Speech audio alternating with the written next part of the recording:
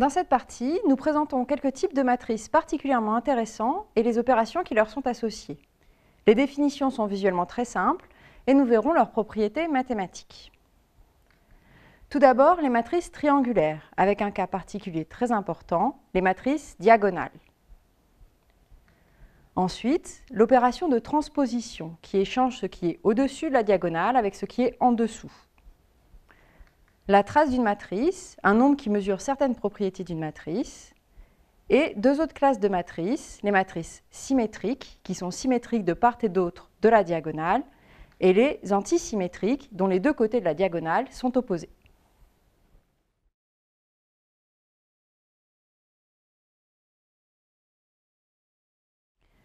On considère pour le moment uniquement des matrices carrées, c'est-à-dire ayant un même nombre n de colonnes et de lignes.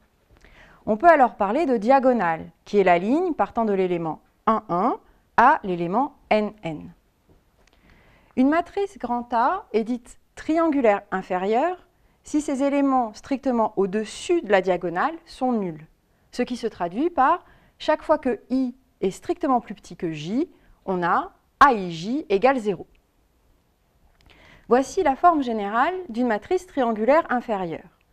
Les coefficients strictement au-dessus de la diagonale sont tous nuls.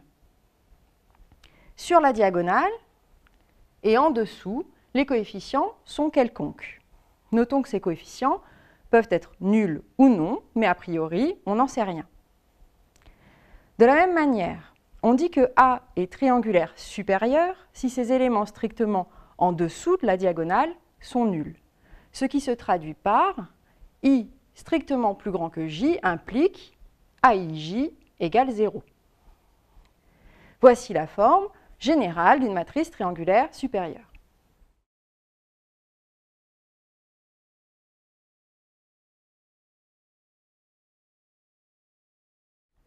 Voici des exemples concrets de matrices triangulaires.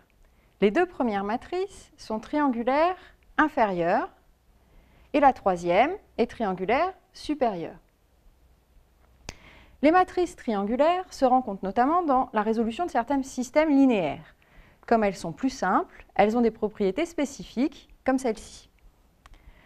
Une matrice triangulaire est inversible si et seulement si ses éléments diagonaux sont tous non nuls. C'est donc très simple de dire si une telle matrice est ou non inversible.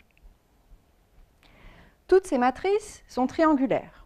Les coefficients sur la diagonale sont tous non nuls, elles sont donc toutes trois inversibles.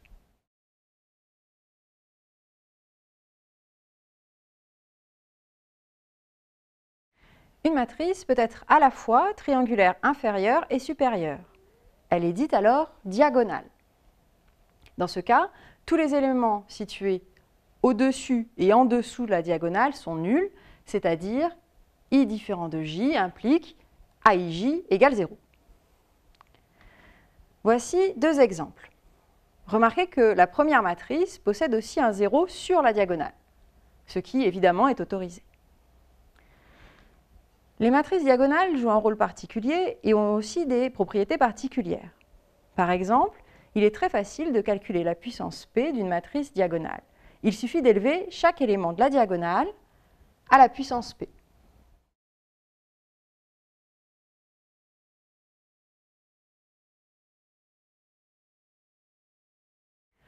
Revenons au cas général d'une matrice A de taille n fois P. La matrice transposée de A, notée A transposée, est une matrice de taille P fois n dont les indices I et J des coefficients ont été échangés. Le coefficient A21 de grand A se retrouve ici. Le coefficient AN1 de grand A se retrouve ici. Et par exemple, le coefficient A2P de grand A se retrouve là. Les coefficients de la diagonale restent sur la diagonale. De façon générale, le coefficient AIJ se retrouve à la place JI dans la matrice transposée. La transposée de A est en quelque sorte l'image miroir de A par rapport à sa diagonale.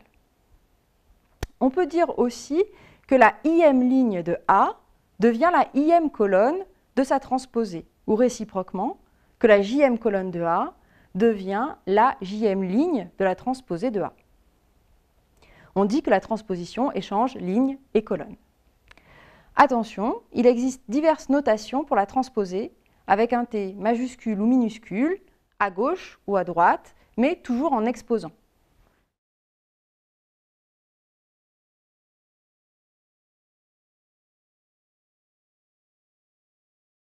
Voici 3 exemples de calcul de transposée. On notera que la transposée d'une matrice carrée est toujours une matrice carrée, que la transposée d'une matrice 3 fois 2 est une matrice 2 fois 3. Et la transposée d'un vecteur ligne est un vecteur colonne. La transposée est donc une fonction qui a une matrice associée à une autre matrice.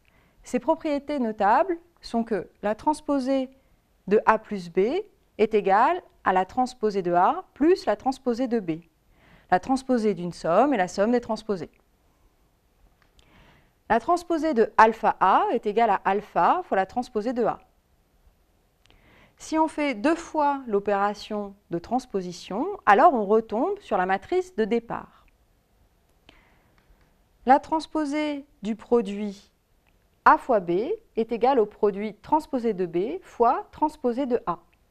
La transposée d'un produit est le produit des transposés, mais notez bien que l'ordre est inverse, comme pour l'inverse d'un produit de matrice. Enfin, si A est inversible, alors sa transposée l'est aussi, et l'inverse de la transposée est la transposée de l'inverse.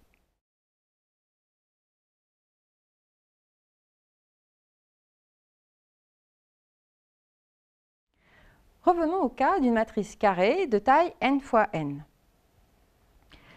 Les éléments situés sur sa diagonale, c'est-à-dire lorsque I et J sont égaux, sont appelés les éléments diagonaux, et il y en a exactement n. Ils forment un sous-ensemble de la matrice appelée diagonale principale.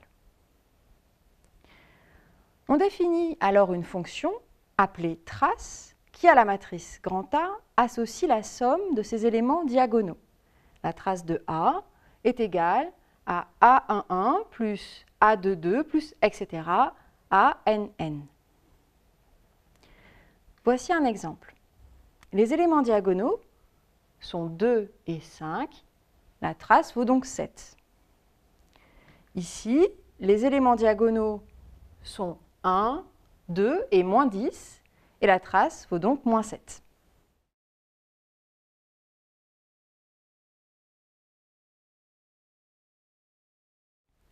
Voici quelques propriétés importantes de la fonction trace. Tout d'abord, la trace de A plus B est égale à la trace de A plus la trace de B. La trace de alpha A est égale à alpha fois la trace de A pour tout alpha dans le corps K. La trace de la transposée de A est égale à la trace de A. La dernière propriété est la plus importante. Trace du produit A fois B est égale à la trace du produit B fois A. Les démonstrations de ces 3 propriétés sont simples. Par contre, je vous encourage à travailler la démonstration de la formule trace de AB égale trace de BA.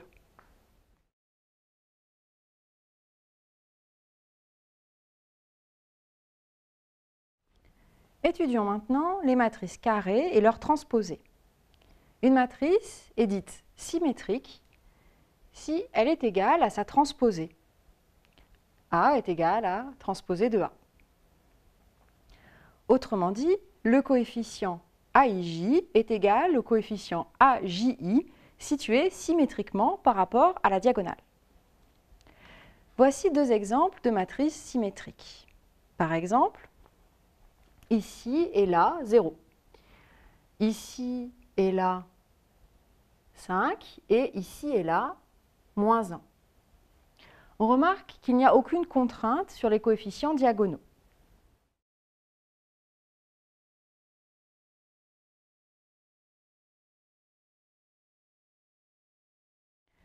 On peut construire une matrice symétrique à partir d'une matrice B quelconque, même pas forcément carrée, en multipliant B par sa transposée à gauche ou à droite. Les matrices B fois transposée de B et transposé de B fois B sont symétriques. Attention, ces deux matrices sont en général différentes, mais elles sont toutes deux symétriques. La preuve est très simple et utilise le théorème précédent sur la transposition. La transposée du produit B fois transposée de B est égale à la transposée de la transposée de B fois la transposée de B, c'est-à-dire c'est égal à B fois transposée de B. Et c'est le même raisonnement pour l'autre produit.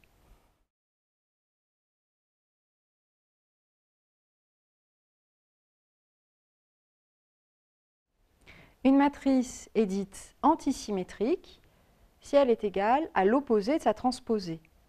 Transposée de A est égale à moins A. Autrement dit, le coefficient AIJ est égal à moins AJI situé symétriquement par rapport à la diagonale. Voici deux exemples de matrices antisymétriques. Ici, moins 4 là, plus 4, moins 2 ici, plus 2 là, plus 5 ici et moins 5 là. On remarquera que les éléments diagonaux d'une matrice antisymétrique sont toujours tous nuls. En effet, si I est égal à J, on a AII qui est égal à moins AII.